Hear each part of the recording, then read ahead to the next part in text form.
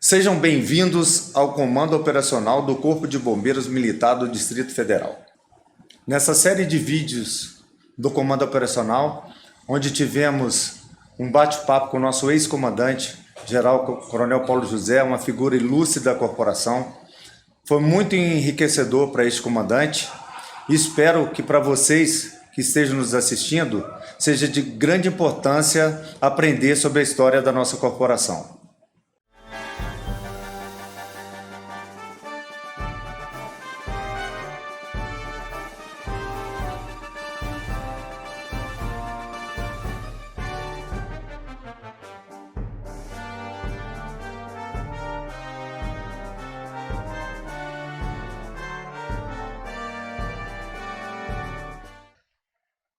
Aí o doutor Milanês falou, tá na hora da gente mandar o projeto para lá.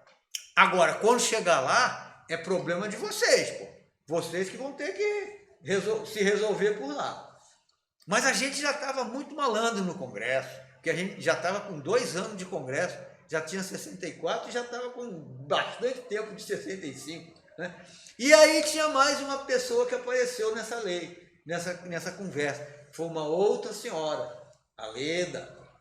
A irmã dela era cliente do meu pai, que era médico. E aí fez e ela era secretária do presidente da Câmara, né? Que era o Raniel Mazzilli, né? Que era um cara sério, fechado, não dava muita bola para ninguém, não, né? Mas ela tinha uma força danada com ele.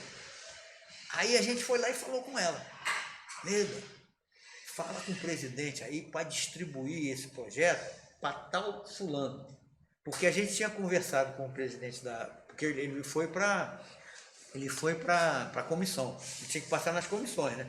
Ele foi para a comissão, não me lembro qual comissão, o nome da comissão não me lembro. E a gente, que já estava malando, né, de vivência no Congresso, já tinha conversado com o secretário da comissão, porque o secretário da comissão é que manipulava com todos aqueles projetos que entravam na comissão, que eu também não me lembro o nome dele. Ele ficou nosso amigo, saía com a gente, tudo, a gente ia tomar um shopping de fim de tarde, aí ele saía com a gente, ficou com ele. Aí o cara mandou para lá, o presidente mandou para onde a gente queria que o processo, que tinha que fazer isso, tinha que ter esse trabalho. Se não tivesse esse trabalho, morria tudo. Mandou para lá. Aí deixamos lá com esse camarada que eu não me lembro. Ele era até um cara jovem. E a gente ia lá todo dia. E aí, fulano, já apareceu aqui, mas está na gaveta, está aqui. Só vai sair daqui para o deputado dar o ok para ir para o plenário. Não, está aqui, mas já veio aqui o pessoal lá do Departamento Federal de Segurança Pública para saber, que parece que tem um projeto aqui, de um dinheiro aí para a Polícia Militar, para o Bombeiro, né? Não está aqui não, ele tem conteúdo para nós. Enfim, saiu da Câmara, foi aprovado lá, não teve discussão. Porque também aquilo não tinha discussão, era dinheiro carimbado, não tinha. Aí foi para o Senado. Aí já estava no final do ano, cara, já era final do ano. Aí aconteceu, já era final do ano não, estamos falando em setembro. Aí por causa disto, e por causa deste projeto, a nossa autonomia estava garantida, nesse projeto a nossa autonomia estava garantida, porque isso aí eles não perceberam, né, que a gente estava com a autonomia garantida. O coronel Irmã veio a Brasília, porque ele queria ver esse projeto, que era uma vitória muito grande para nós, né? Embora a gente não tivesse conseguido sair da prefeitura, mas a gente estava com autonomia e já estava praticamente com a organização e restante. Aí ele veio. Quando ele foi lá e a gente está lá no Congresso, batalhando, e lá no Palácio do Planalto, na Nova Cap também, mas não dá para contar tudo ao mesmo tempo, né? Porque uma coisa. Mas nesse meio termo aí a gente ia lá na Nova Cap para ver terreno, para ver essas coisas todas. Aí foi lá, pronto, saiu de lá preso. Saiu de lá preso. E tem um detalhe aí que eu não contei. Nessa jornada aí, nesse período que a gente ficou trabalhando essa legislação, você conheceu o Coronel Sereno? Não. Da Polícia Militar, não, né? Não sei. O Coronel Sereno era da GEB. e entrou na Polícia Militar. E a gente foi sempre muito fechado, ligado. E o Coronel Albuquerque. Então, nessa tramitação, ele estava encarregado de me monitorar e de me prender para me tirar, para me levar preso lá para o Departamento Federal, eu e Matoso. Só que isso ao longo do ano, não é dizer que vai prender hoje, não. Entendeu? Porque eu não ficava o tempo todo aqui, eu ia e voltava, ia e voltava, ia e voltava. Tinha avião da FAB toda hora, eu ia e voltava, né? Então, os militares lá, os coronéis lá, que não queriam que a gente... Não queriam que a gente conseguisse aquilo que nós estávamos batalhando, porque são essas coisas, pleiteando, né? E eles ficaram sabendo que era eu e o Matoso que estávamos fazendo aquela confusão toda na cabeça deles, né? Pô, que estava destruindo tudo que eles tinham pensado em relação a nós. Então eles tinham que tirar a gente de circulação. Não era nem o Coronel Hermar, era a gente, era eu e o Matoso, que estávamos na linha de tiro. Mas aí o Sereno, ele, em vez de me monitorar e me prender, ele me dava as informações. Por quê? Porque o pessoal da GEB queria que a gente conseguisse criar a Polícia Militar e o Corpo de Bombeiros, mas eles não tinham como fazer isso, porque eles eram realmente do DFSP. Eles eram civis com título de militar, né? Eram tenentes, chamavam de tenente. Então, eles eram lá. Então, por exemplo, a informação que eles davam lá é que a gente vinha de ônibus e saltava lá na Nova Cap, lá na velha Cap, que era ali onde é hoje a Candangolândia, né? Só que a gente vinha de avião, eu sempre vim de avião, ou da FAB, ou eu e Matoso, ou da FAB ou avião de carreira, né? Então, o pessoal ia lá não, eles vão chegar amanhã, lá no ônibus. Aí os caras ficavam lá, a gente chegava no avião e ia cuidar da vida. Nunca pegaram a gente, porra. O Sereno foi importante nisso aí, porque se eles tivessem pegado a gente, não tinha acontecido nada, a gente tinha ficado preso. Mas nesse dia, aí por setembro, o Coronel Hermar veio.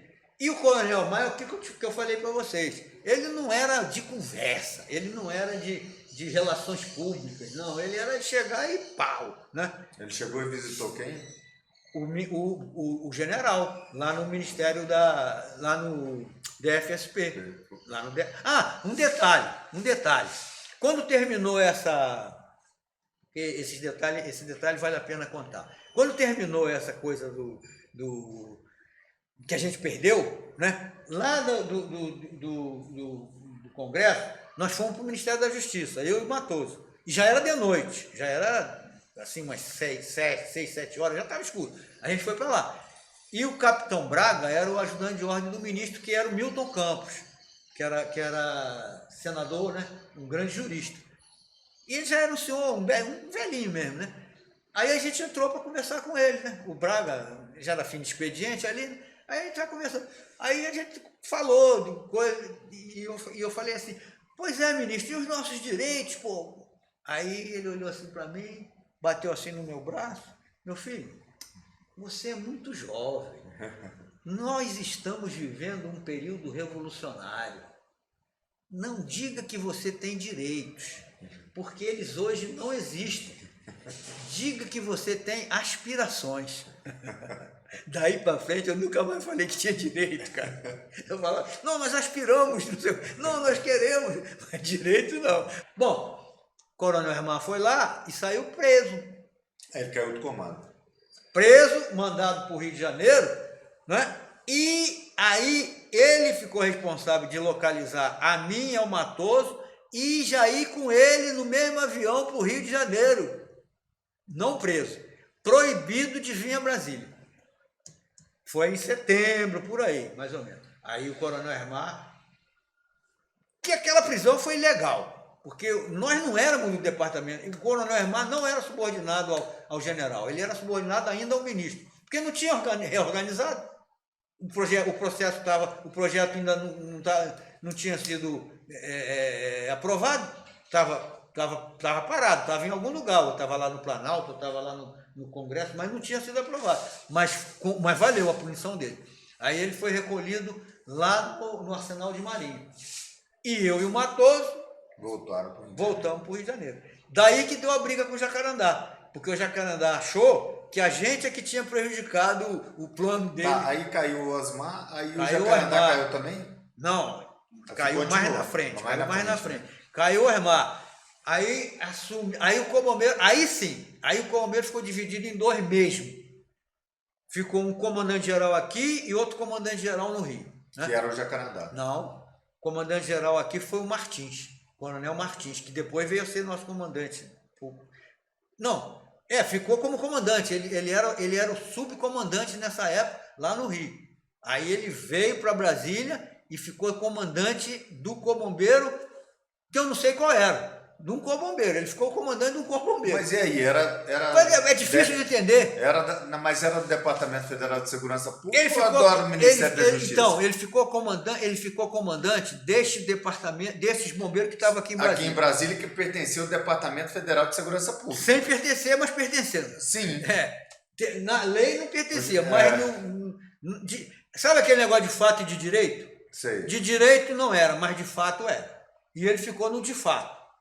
E lá no Rio ficou o major mais antigo, que era o Major Carlos. Lá no Rio pertencia ao Ministério da Justiça. Lá no Rio, o Departamento Federal de Segurança Pública não tinha interesse. Ele tinha interesse nesse aqui. Ele não tinha interesse, ele não dava taco lá. Ele tinha nesse aqui que ele tinha. E ficou. E lá tinha uma regional do FFP, que era um general, não me lembro o nome dele, né? E foi a ordem daqui para lá, para esse major, para ele ir comigo lá no general, para o general confirmar que eu não podia sair do estado do Guanabara. Eu tinha que ficar, eu e Matoso.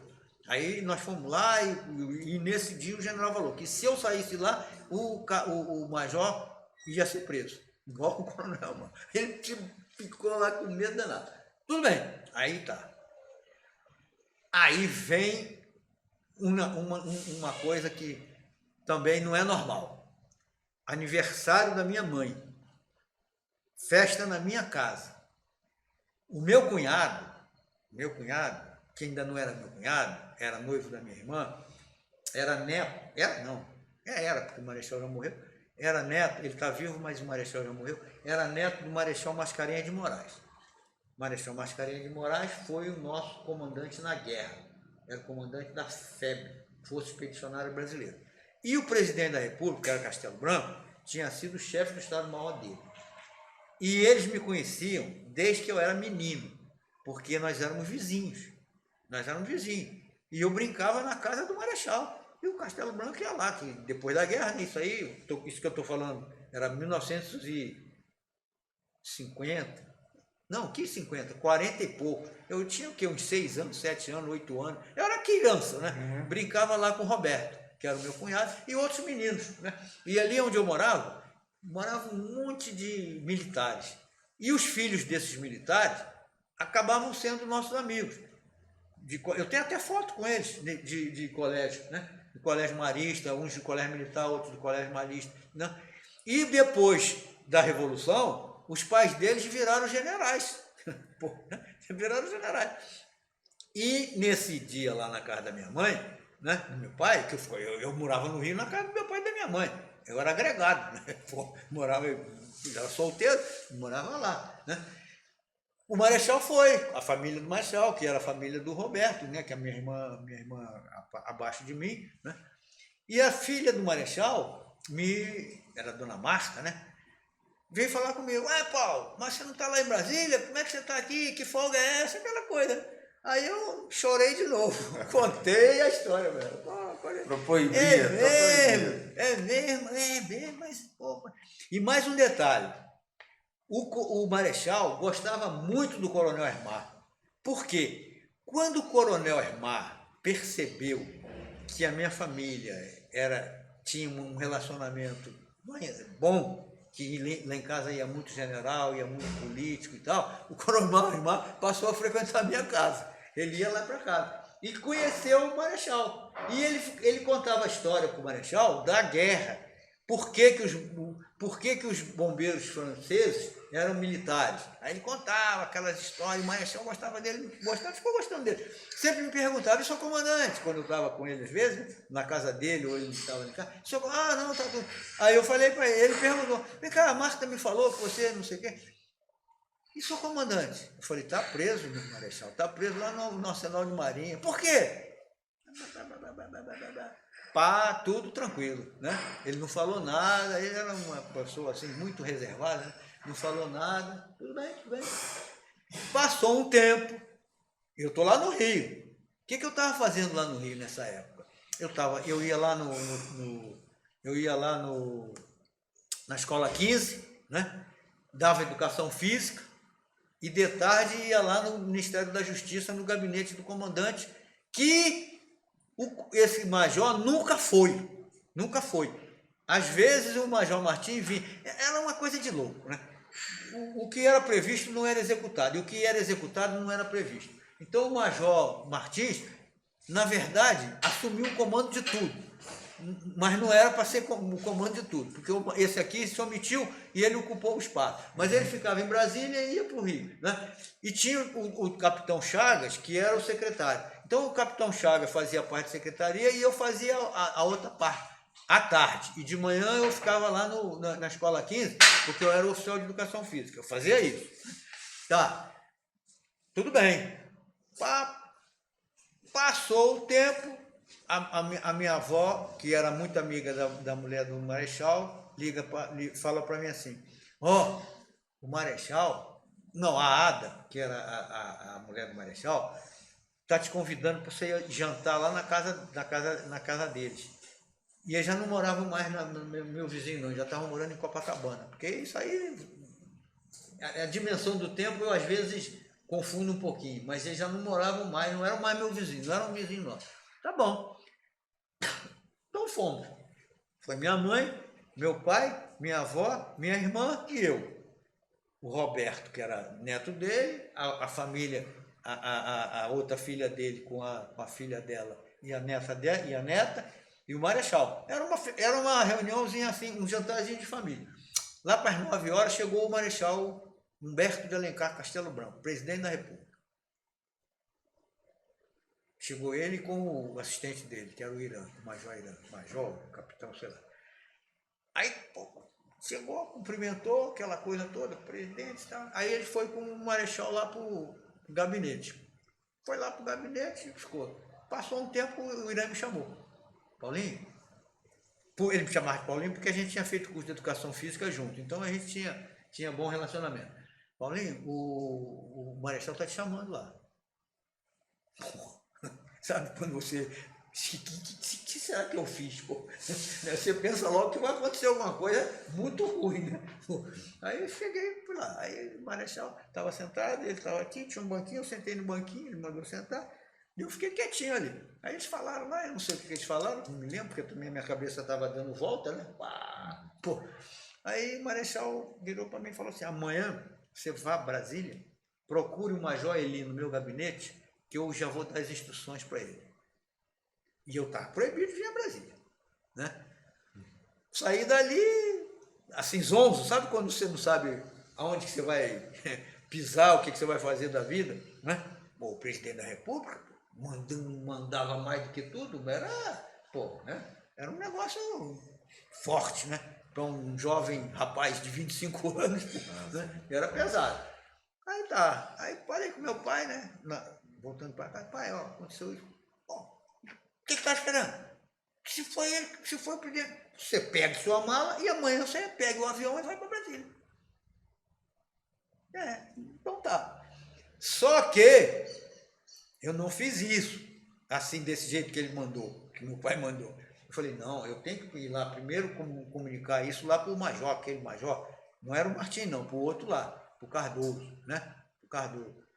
Que ele vai me procurar lá e não vai me ver, vai desesperar. Cadê o Paulo José? Cadê o Paulo José? Será que ele fugiu? Será que ele desertou? Será que... Né? Aí fui. Lá na escola 15. Nós não estávamos mais no pavilhão de São Cristóvão, não. Aquele pavilhão que eu falei. Nós estávamos na escola 15. Aí cheguei lá, aí entra a Magda na história. Aí eu falei para ele, Major, é o seguinte, eu quero falar para o senhor que eu vou para Brasília. Você não pode ir para Brasília, você sabe que você está proibido de ir para Brasília. Não, mas eu tenho um problema de honra pessoal. Eu vou ficar noivo em Brasília, né? E na minha cabeça era da Magda. Eu vou ficar noivo. E eu fiz um compromisso com a família da menina. Tudo mentira, não era verdade não. Conforme o cara e tal, e eu tenho que ir. Não, você não vai. Não vai, não vai. Você desfaz o compromisso, você manda dizer que você não pode ir, que você está impossibilitado, você não vai. Né? Tá bom, aí eu saí dali. Tinha outro major, o Major Joaquim, os filhos do Major Joaquim, eles moravam, o Major Joaquim morava no quartel central, onde era a Escola de Formação de Oficiais, naquelas casas ali em volta do quartel lá do comando, o quartel general lá, do quartel do Rio de Janeiro. E os meninos dele brincavam com a gente. Né? Então eu tinha intimidade, tanto com os meninos brincavam com a gente, e ele ia lá e ficava conversando com a gente, eu tinha intimidade com ele. E ele era o diretor de contabilidade, Major Joaquim Francisco de Paula. Aí eu fui falar com ele, para ele eu contei a verdade. Falei, o que você está esperando? Pode ir para o aeroporto que eu já vou mandar o Carlos levar a sua passagem lá. O Carlos era o pagador. Né? Aí eu achei bom, porque eu não ia pagar a passagem. O bombeiro ia me dar passagem, né? Eles iam me dar passagem. Aí eu fui. Quando eu fui em casa, peguei minha malinha, né? Porque eu não tinha nem levado a malinha ainda. Aí a malinha já estava pronta, mas eu não, peguei, porque era caminho, né? Lá de Quintino, passei na Tijuca, de Tijuca, lá o Santos Dumont. Peguei o avião, liguei para Brasília para falar com o Costinha, que era da minha turma, lá no Forte Apaz. Costinha, seguinte, eu estou indo para Brasília, tu me pega lá no aeroporto. Eu falei, mas tu não está proibido de vir a Brasília? Tô, mas depois eu te explico. Não, mas depois eu te explico, agora não dá para te explicar. Falei com o Matoso na mesma noite, Matoso, amanhã nós vamos para Brasília. Mas nós não podemos ir. Matoso, nós vamos para Brasília, estou te esperando no aeroporto, lá vamos pegar o voo de mais ou menos 9, 10 horas. O voo que tiver lá a gente vai, né? Porque os voos nunca estavam cheios para Brasília, né? A Brasília ainda era quase nada, pô, né? Tinha sempre lugar, nunca tivemos problema. Tá bom. E assim foi, assim foi. Aí eu peguei um voo, vim num Vai Conde da VASP. Tá, pô, bonito, voo tranquilo, né? Chegamos no Brasil, o Costinha estava lá me esperando, no aeroporto, no Jeep. Aquele Jeepinho velho que tinha ganho, que a gente tinha ganho lá do DFSP, estava lá me esperando. No caminho, pô, mas você, pô, Costinha, não dá para te contar, agora não dá. Aguenta, porque depois eu te falo. Depois que eu resolver isso aí, eu te falo. Quando nós chegamos lá no Forte Apache, o Martins estava lá, que o Martins me viu. Paulo José, você está proibido de vir a Brasília, você não pode vir a Brasília. Aí chamou o Alfredo. Você lembra uma foto que eu mostrei para você? Do capitão? Aquele baixinho que estava comigo, era aquele capitão. Né? Alfredo, pegue o tenente Paulo José, leve no aeroporto, bote no primeiro avião de volta para o Rio de Janeiro. Eu não falei nada. Aí nós fomos almoçar. Porque o capitão Alfredo, que era não se dava bem comigo, o filho dele era guarda-vida, a gente jogava bola na praia, ele estava lá sempre com a gente. Então, pô, não vou te levar agora não, pô, vamos almoçar, está na hora do almoço, pô. Depois do almoço eu te levo lá. Mas desse íntere que o major estava conversando comigo, o telefone tocou e ele atendeu, o Major Martins, e alguém chamou ele, eu não sei quem foi, né? E ele pegou a rural e foi embora. E a gente foi almoçar. Eu narrei para vocês que não tinha restaurante, que o refeitório era no próprio alojamento, era uma mesa redonda, e a comida vinha lá de fora, que era feita no fogão a lenha, né? E quem servia a gente era o Pedrinho, que era um soldado ou cabo na época, né? E tem a foto dele aqui também, que eu acho que eu já mostrei para vocês. E o Pedrinho veio lá de fora com a bandeja, e quando ele chegou na porta, assim, por exemplo, a mesa é aqui, ele chegou na porta ali com a bandeja, o Jacarandá estava sentado do meu lado, né? Eu estava sentado aqui e o Jacarandá estava sentado do meu lado. Aí o Jacarandá virou para o Pedrinho e falou assim, Pedrinho, sim, ele falava assim, sabe, que ele pegou todas as manhas do general, né? Pedrinho, sim, aqui o tenente Paulo José, porque as visitas, por piores que sejam, tem sempre a preferência. Aí a rapaziada toda ali, né? Os outros, pô, tu tá lascado, tu vai ser comida de Tubarão. de tubarão. O cara, outro jogador, eu tô quieto, né? Tudo bem. Continuou. Aí, pô, quando a gente estava acabando de almoçar, ainda não tinha acabado de almoçar, chegou o Martins. Tinham 4 capitães lá. Tinha o Jacarandá, tinha o Alfredo, tinha o Custódio e tinha o irmão dele, Romano. 4. E um não estava lá, que era o Bernardino, estava na folga. Ele chamou os 4 lá no gabinete dele. Né? Era o alojamento aqui, tinha um corredor e o gabinete dele era aqui. Aí chamou. Aí me chamou. Mundinho, tu precisava ver. Em pé, cruzou os braços assim, atrás da mesa dele. Paulo José, estou muito feliz com a sua chegada aqui em Brasília. Você está liberado, você pode ir aonde você quiser e a minha viatura está à sua disposição e foi por aí abaixo. E eu só escutando, né? Eu só escutando.